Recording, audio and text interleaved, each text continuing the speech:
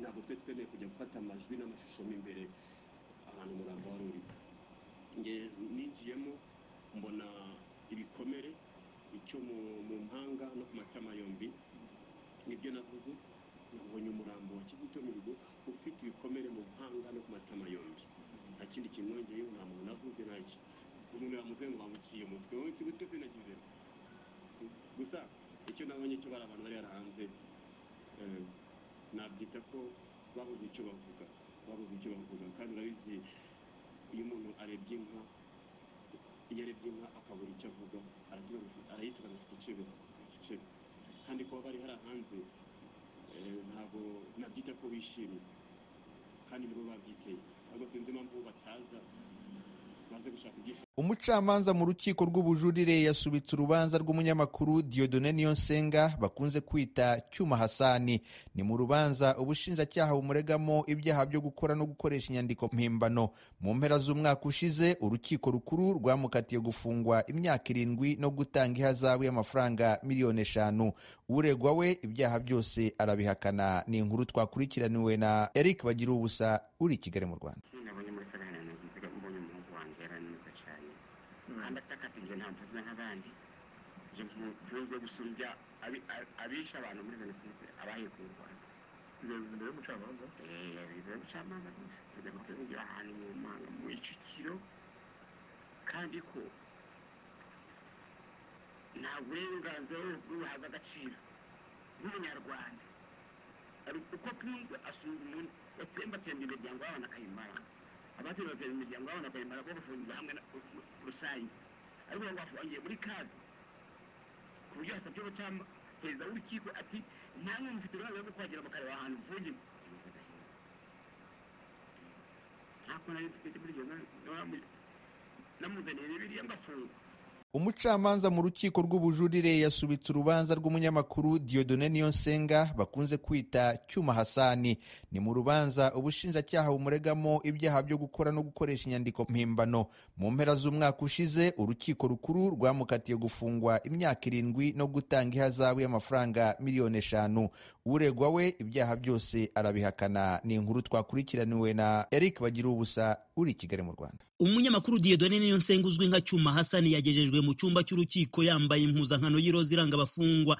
Yararinzwe bikomeye n'abacungagereza abohesheje amapingu ku maboko. Umwitegereje mu gihagararo no kwisura arakomeye, ariko ibyo avuga ku mibereho ye yo mu munyururu byo byumvikanisha ikinyuranyo. Nta munyamakuru wari yemerewe gufata amajwi cyangwa amashusho mwiburanisha. Nyuma yo kwibutsa iby'itegeko riteganya kuri iyi ngingo, umucamanza mu rukiko rw'ubujurire yategetse gufatira telefoni z'abanyamakuru mbere y'uko atangira iburanisha kugera rirangiye. Niyonsenga yavuze ko gereza afungiwemo itamworohereje gutanga imyanzuro isubiza ku by'ubushinjacyaha bwanditse mu bujurire. Yavuze ko icyemezo cy'urukiko rukuru cyategetse ko ahita afatwa agafungwa cyamugizeho ingaruka zikomeye. Yavuze ko abagiye kumuta muri yombi bamusahuye ibikoresho bye by'akazi n'ibya kampani Shema TV abereye umuyobozi. Cyuma avuga ko afunzwe ku mpamvu za politiki.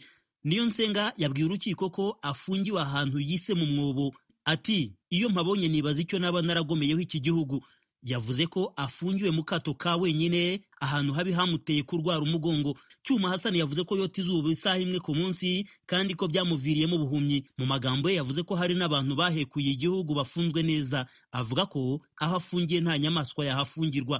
Umunyamakuru Niyonsenga yabwiye urukiko rw'ubujurire ko inzego z'umutekano zamufashe zimufunga mu buryo bunyuranije n'amategeko. Umunyamategeko umwunganira Gatera Gashabana yakunze gutsimbarara ku nzitizi yo gusaba ko Cyuma Hasani yafungurwa by'agateganyo yisunze ingingo z'amategeko areba imanza z'inshinjabyaha. Gatera Gashabana yibutsa ko inzitizi y'ifungwa ry'agateganyo itangirwaho urubanza rwaba rugeze, kandi umucamanza agategekwa kuyifataho icyemezo mbere y'urubanza mu mizi.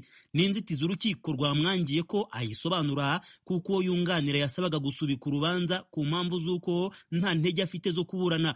Urukiko ruvuga ko umunyamategeko Gashabana yatanze inzitizi akererewe bituma n'uruhande baburana rutabasha kugira icyo ruyisubizaho mu nyandiko. Ubushinjacyaha buhagarariwe na Bwana Faustin Mutunzi buvuga ko bwatunguwe n'inzitizi yazamuwe na Gatera Gashabana. bwavuze ko butiteguye kugira icyo bwayisubizaho busaba umwanya uhagije wo kwitegura.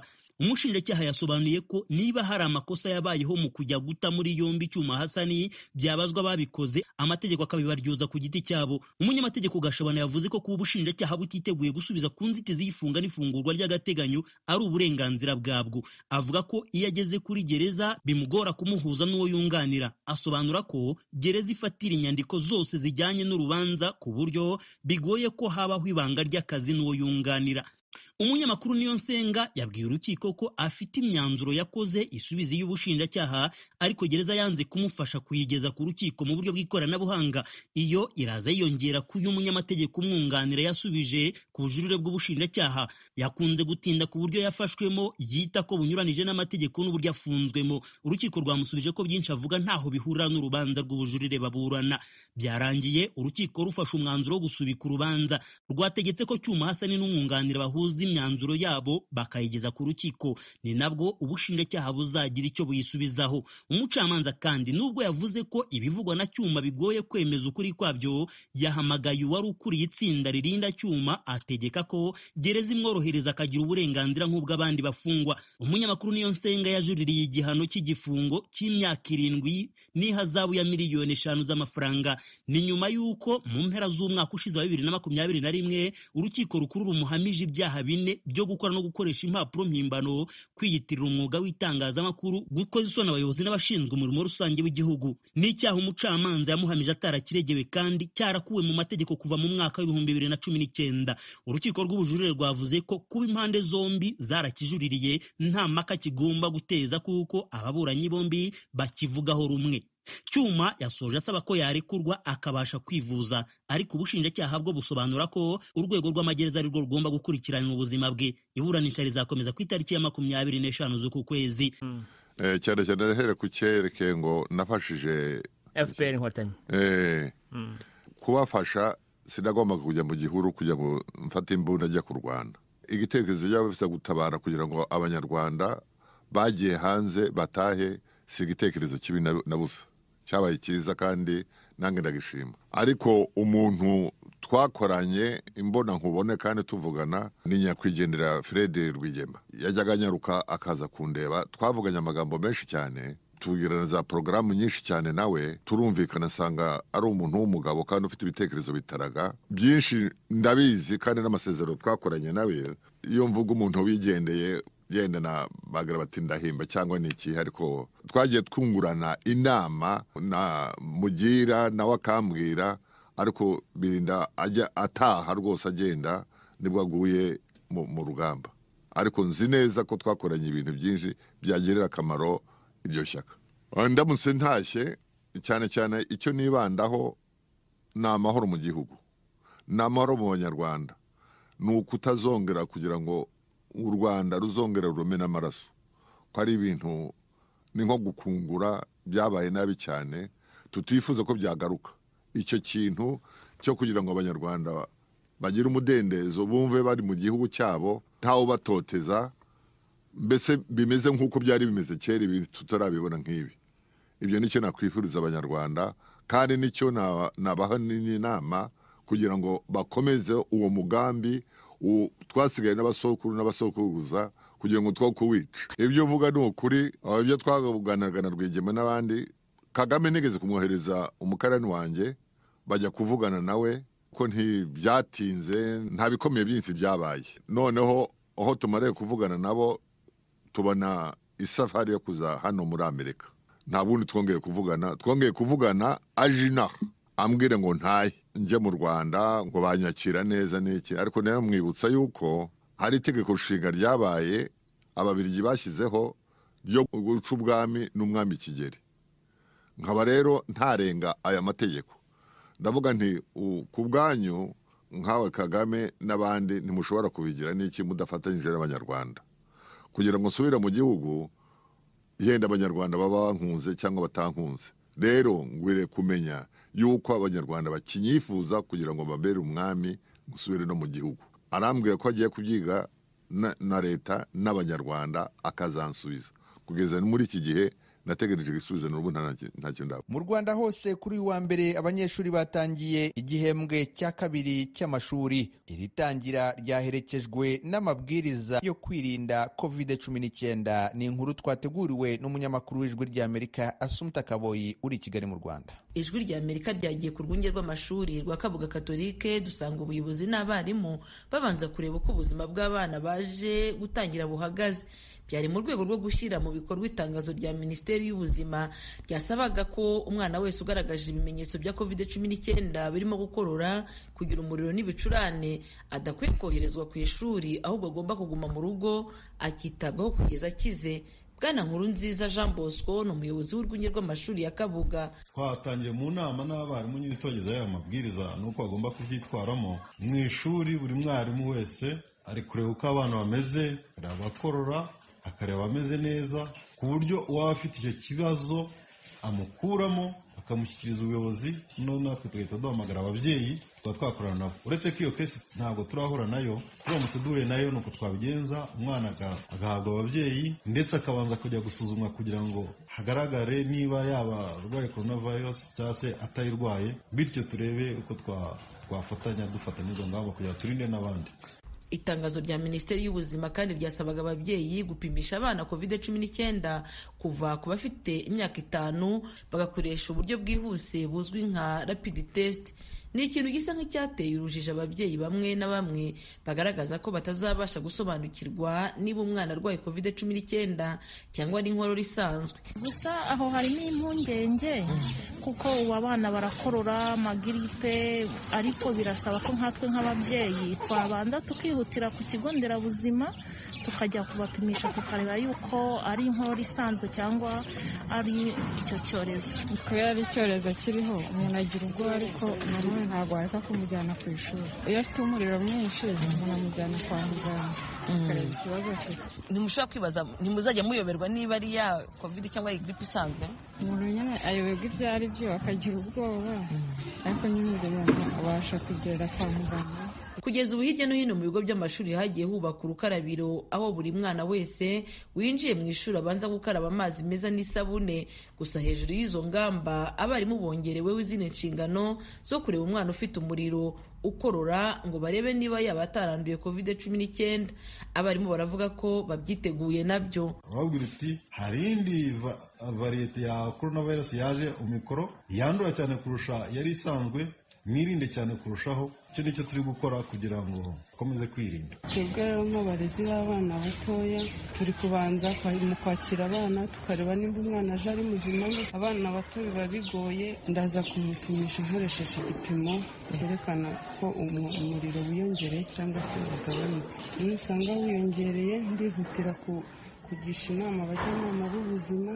Nubwo amabwiriza yasohotse yagendanye n'itangira yarebaga abanyeshuri gusa, umuvugizi wa Minisiteri y'Ubuzima Julien Mahoro Ningabira yabwira Ijwi ry'Amerika ko n'abarimu bafite amabwiriza bakwiye gukurikiza. Abarimu ni abantu bakuru basanzwe bagengwa n'andi mabwiriza aba yarashyizweho. Ngira ngo murabizi ko dusaba ko umuntu wese ugaragaza ibimenyetso bya COVID-19 yirinda kujya mu bandi, akirinda kujya ahateraniye abantu benshi, akirinda guhura n'abandi, akishyira mu kato kugeza ubwo ibyo bimenyetso bishize, cyangwa se akajya kwipimisha bikagaragara ko afite COVID-19 cyangwa se ko wenda ashobora kuba afite ibyo bimenyetso biturutse ku kindi kibazo yagize nka gripe n'iki. So kuba umuntu rero afite ibimenyetso, ikintu cya mbere akwiriye gukora na mbere y'uko yipimisha COVID-19 ni ukwirinda guhura n'abandi bantu.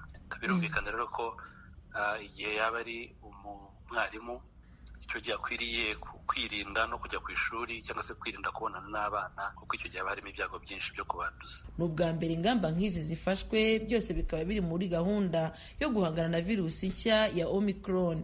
Abaganga bemeza ko yandura vuba kandi ikaba yafata abantu benshi icyarimwe. Assumpta Kaboyi, Ijwi ry'Amerika i Kigali. Radio Ijwi ry'Amerika ivugira i Washington DC mu Kirundi no mu Kinyarwanda. Ubushakashatsi bukubiye mu gitabo cyanditswe n'abarimu babiri bo muri kaminuza ya Massachusetts ya hano muri Leta Zunze Ubumwe za Amerika bugaragaza ko umutungo w'ibihugu bya Afurika ukomeje gusahurwa n'amashyirahamwe mpuzamahanga n'abandi bantu ku giti cyabo. Ubwo bushakashatsi abo barimu Leonce Ndikumana na James Boyce babukoreye ku bihugu bya Afurika y'Epfo, Angola na Cote d'Ivoire. bukubiye mu gitabo bise On the Trial of Capital Flight from Africa, the Takers and the Enabler. Mu kiganiro yagiranye na mugenzi wacu Frederic Nkundikije, Profeseri Ndikumana aragaruka ku byo bibanzeho mu bushakashatsi bwabo. Ego nk'uko bivuze, hari igitabo gishasha twe n'umugenzi wanje Professor James Boyce tugira kiriho kirasohoka muri Oxford University Press, kizosohoka ukwezi mu Bwongereza hanyuma no mu kwa kabiri muri Amerika. Ico gitabo citwa On the Trail of Capital Flight from Africa, the Takers and the Enablers. Muri iki gitabo icyo twashatse kugira ni ukugira ngo tubandanye ubushakashatsi twatanguye kuva kera, turaba ingene ubutunzi bwa Afurika bubandanya buva muri Afurika mu bunyegero buja mu bihugu byo hanze, kandi Afurika nayo yari ibihugu bya Afurika byari bikeneye amahera yo kugira ngo bigire imigambi yo gutera imbere. Twasanze nk'ubu mu biharuro tuza kugira twasanze Afurika yarataye amahera angana ku madolari angana imiliyaridi ibihumbi bibiri. Umva, imiliyaridi ibihumbi bibiri by'amadolari yagiye nk'uko ataboneka mu bitabo mu maraporo ya leta. Ni ukuvuga urabye guhera nko ku mwaka wa 2000 Afurika yataye imiliyaridi 65 ku mwaka. Ayo n'amahera menshi cyane. Tuba tuzi ko muri Afurika ariho hari niyo kontina ifise igiti c'abantu bitwa ko bakenye kiguma ciyongera. Ivyo bishika Professor Leonce Ndikumana, abatetsi bari he? Ibyo icyo turi muri iki gitabo cyo twashatse kugira no kuraba twafashe ibihugu bitatu, Cote d'Ivoire, Angola na Afrique du Sud, kugira ngo turabe nk'uko bagije ibyo bintu bishika gute. Icyo twasanze ni uko igituma bishika si ikintu kimwe kandi si umuntu umwe kandi ni ukuvuga yuko hariho ukuntu ubutunzi bw'igihugu icyo ari cyo cyose, urabye nka Cote d'Ivoire ni igihugu cya mbere gishora ibyo bita koko, bakoramwo amashokora n'ibindi. Angola iri mu bihugu bya mbere bishora ibitoro. Afrique du Sud ifise ubutaka butunze cyane, mwe ugasanga amakompanyi acuruza y'ubwo butaka canke acuruza iyo koko usanga asubiza mu gihugu amahera make cyane, kuko ayo badandaje bayaguriza hanze nta taxi batanga. Mugabo icyo twasanze kandi nuko kugira ngo ivyo bishoboke usanga no mu bihugu abari bajeje kuraba ivyo bintu baba basinziriye canke ntibabiraba neza, ngo kenshi rimwe ugasanga bamwe barimwo muri ivyo by'uku bararonkamwo inyungu zabo. Ikindi twasanze nuko ayo mahera amaze gushika hanze acanyegezwa n'amabanki bayasizemwo. Ni ukuvuga yuko Afurika rero igituma iguma ihomba nuko amakompanyi yo hanze aza kwimba ubutaka, aza kurimisha ayo makoko, aza kudandaza ubutunzi bwa Afurika, ntatanga umusoro, ntanga tax, ntiyerekana ayo adandaje. Usanga rero ata amadovize aza mu bihugu, ugasanga ibihugu vya Afurika nta bubasha bufise kugira ngo bugire amakontra meza yotuma ibihugu byunguka mu kudandaza no mu gucukura no kudandaza ubwo butunzi. Kubera uravye n'ingene ama universite muri Afurika ingena amaformation atanga, usanga ari bake bariko bariga ibintu vy'ingene amakontra yo muri mine, amakontra yo mu bitoro, amakontra yo mu nzahabu ingene akogwa. Kandi tuzi yuko ayo makompanyi ava hanze yo yazana abakontable, abajuriste, abavoka babizi rwose. Usanga rero izo kontra ibihugu vya Afurika bisinya, inyungu ija ku makompanyi aje kubikoramo. Ariko kugira ivyo vyose bishoboke no kuvuga ko hariho n'abatetsi bo muri ivyo bihugu mwavuze baba bafisemo uruhara, hariho mwavuze amabanki nayo nyene abifisemo uruhara. Inyungu ayo mabanki n'ivyo bihugu vyo hanze eka n'ibihugu ubwo butari buvamwo, inyungu zavyo ziri hehe? Bigenda gute kugira ngo bimare imyaka bidahinduka? Igituma bidahinduka no kubera abafise ububasha byerekeye ububasha politiki cyangwa ububasha bw'amafaranga, bo nibo baprofita muri iyo system. Donc urumva rero ntaco tuma babihindura, kuko ayo mabanki yo hanze aronka ayo mahera acatuma ayunguka ko ariko atanga ideni yobihindurira iki niho kwerekana bo bumva atakamaro ko bokwerekana abafise ayo mahera n'ingene bayazana ayo makompanyi aza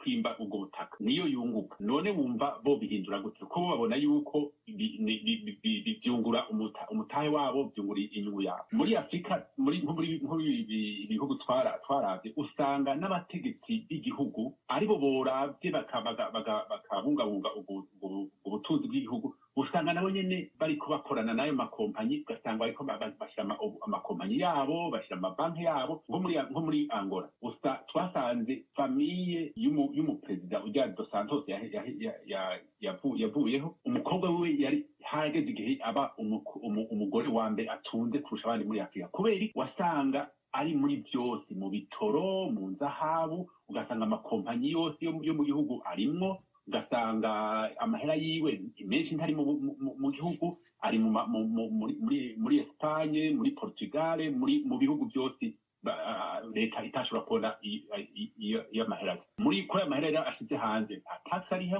ubwa mbere ntiyerekana iyo yavuye uca usanga rero bituma iyo systeme ibandanya kuko abokwamiye abotanze discipline kuri aya makompanyi nabo bariko bagira co kimwe muri Cote d'Ivoire twasanze nico kimwe usanga abatwaye Cote d'Ivoire nabo nyene bari bafise inyungu iva yuko ayo koko idandajwe rimwe muri Cote d'Ivoire wasanga hari bafite monopole yo kuyidandaza abo rero harimwo amakompanyi yo hanze n'abayitwariye muri Afrika du Sud nico kimwe usanga hari aba privé bari bafise bakura inyungu mu butaka mu bitoro ugasanga cyane ama entreprise ya leta ariyo entreprise ikora ivy'umuyagankuba barayinyaze barayica ugasanga amakontra basinya kenshi n'amaserivisi n'ivyo bari bavuze ko babidelivera ugasanga ibiciro amafagitire ha leta ni umurengera ugasanga rero amahera yogiye mu kubaka infrastructure muri kompanyi ya electricité ntibiriko arayubaka ivyuma ama-equipement y'iyo kompanyi bigapfa nico gituma usanga mu myaka iheze muri Afrika hariho ingorane yose y'amatara yaguma acika abantu bataronka umuyagankuba ego muravuze cane ukuntu akagwi k'abantu bungukira muri iyo nyifato eka idashemeye yo kunyuruza umutungo w'ibihugu byo muri Afrika cane murashaka kutubwira ingaruka ivyo byose bigira ku banyagihugu umunyagihugu wasanzwe ingaruka ni igituma iki kintu twe tuguma tugira ku bushakashatsi ni kubera tubona yuko hariho ingaruka niniya cane mbi ku banyagihugu icambere akarorero ka mbere ndaguhaye nuko usanga amakompanyi ya leta yateza kuba yotanze amaserivisi nk'umuyagankuba amazi n'ibiki usanga barayahombeje kubera yatungishije abayatwara n'amakompanyi agira kontra nabo ikindi ayo mahera ariko arava muri Afrika anyuruzwa ni ukuvuga niyo mahera yo kubatsa amabaraba niyo mahera yo kubatsa ibitaro mahera yo kubatsa amashuri uca usanga rero umunyagihugu ahomba kubera ayo maserivisi ntakiyaronse kubera amahera aja mu mifuko y'amakompanyi aja mu mifuko y'abakuru bariko barayanyuruza n'amabanki yo hanze ariko arayaronka nico gituma ikibazo kidutera ishinga rwose ego si ubwa mbere mwanditse igitabo cerekana neza n'ubuhinga mwatohoje mukerekana neza ukuntu umutungo wo muri Afrika ubandanya gusahurwa eka utwagwa cane mu bihugu biteye imbere murasa kizera ko utwigoro two kwerekana ukuntu ibintu bigenda mugafata mukerekana ukuntu ubwo bunyonozi uba mu bihugu bitandukanye vyo muri Afrika murasa kizera ko hariho abategetsi bazoteba bakikebuka bagahindura inyifato ego turizigira yuko abo bushakashatsi tugira ibi bitabo twandika information dushiramwo turibaza yuko bizogira akamaro kuko ndavye nk'ubu twe tugitangura gukora kuri ibibazo by'amahera anyuruzwa ntaco nabona kiriko kiragirwa komeye kugira ngo hagire igihinduka mugabo uravye no muri Nations Unies baratoye mu cyo bita les objectifs de développement durable hariho objectif imwe ivuga yuko ibihugu byose byoja hamwe kugira ngo bigwanye ayo mahera anyuruzwa ava mu bihugu biriko biratera imbere mu bihumbi 2012 muri Addis Abeba ijya muri CEA barashyizeho panel y'abantu bakomeye twaba na Thabo Mbeki yahora umuperezida wo muri Afrique du Sud yo kugira ngo bagire ibiganiro byo kugira ngo bumve iyo ngorane y'ibihugu biriko biranyagwa ingene imeze, bumvikane icokorwa kugira ngo iyo ngorane itorerwe umuti. Nk'ivyo ni ibintu na initiative yabaye kubera abantu bumvise iyi ngorane ingene iri kwiramera, ingene Afrika iri kwirahomba, ingene leta Afrika ihomba amahera yayo ikaguma ibandanya iza kurondera imfashanyo kandi ubutaka bwabo nabo buriko buranyagwa. Mu vyigwa mwatohoje mwahisemwo gukora ku bihugu bitatu nk'uko mwabivuze, Afrika y'Epfo, Cote d'Ivoire hamwe na Angola. Ni kuki mwahisemwo ivyo bihugu kandi tuzi ko hariho n'ibindi bihugu vyo muri Afrika navyo nyene bifise inyifato nk'iyo? Ego nivyo, iyi ngorane turiko turavuga y'uburyo amahera nyuruzwa si ingorane y'ibihugu bitatu gusa, mugabo ni ukubera uburyo n'umwanya. Urumva iyo twaba bishobora twafise uburyo n'umwanya twari gukora ku bihugu vyose vyo muri Afrika, ku vyose birafise iyo ngorane. Mugabo twagize tuti reka duhere ku bihugu biboneka yuko bifise ingorane kurusha ibindi. Ivyo bitatu uravye amahera bimaze guhomba biri mu bihugu 10 vya mbere bimaze guhomba amahera menshi, nka Afrique du Sud muri periode twaravye gushika muri 2018 yarahomvye imiliyaridi irenga 300. Angola imiliyaridi irenga 103. Cote d'Ivoire imiliyaridi irenga 55. Urumva miliyaridi 55. Urumva rero izo kandi ivyo bihugu bifite ekonomi nini kandi ekonomi zitunze ubutaka. Urumva ni ibihugu twabona yuko bizoduha inyigisho nyinshi ishobora gufasha n'ibindi bihugu tutashoboye kuraba. Mugabo kandi ico nomenyesha nuko ubwo bushakashatsi ntibuhagarara, tuguma dukora no ku bindi bihugu. Mu minsi iza tuzoshobora gutanga inyigisho ku byo twashoboye gutora. Ico gitabo nk'uko mwabivuze kizosohoka muri uku kwezi mu gihugu c'Ubwongereza, gisohoke muri Leta Zunze Ubumwe za Amerika mu kwezi gukurikira. Umuntu ipfuza kugisoma azogikura he? Ego ugiye kuri site web ya Oxford University Press hariho abantu barashaka kukigura ubu, benshi baza barakiguze. Ni ukuvuga yuko gisohotse bazoca